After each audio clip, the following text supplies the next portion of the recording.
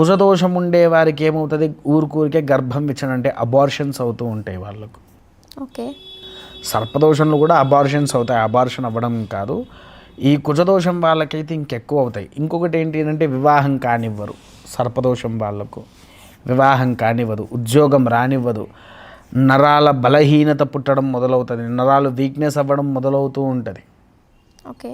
ఒక్కొక్క స్టేజ్కి ఒక్కొక్క రకంగా తీసుకుపోతూ ఉంటుంది. ఎందుకంటే 9 నాగులు ఉన్నాయి, 9 రకాల వ్యవధిలో నిన్ను నడిపిస్తాయి అవి. ఇందులో మళ్ళీ సవ్యం ఉంటుంది, అపసవ్య కాల సర్పదోషం అని ఉంటుంది. ఓకే. తర్వాత సర్పదోషం, ఫస్ట్ వచ్చేది కాల సర్పదోషం, రెండోది వట్టి సర్పదోషం.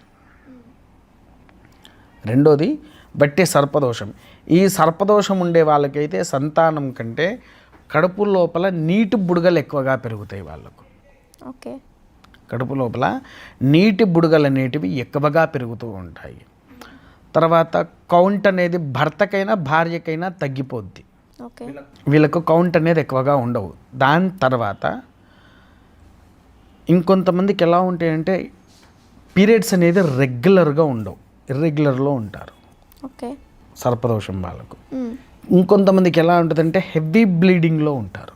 లేడీస్ అయితే హెవీ బ్లీడింగ్లో ఉంటారు.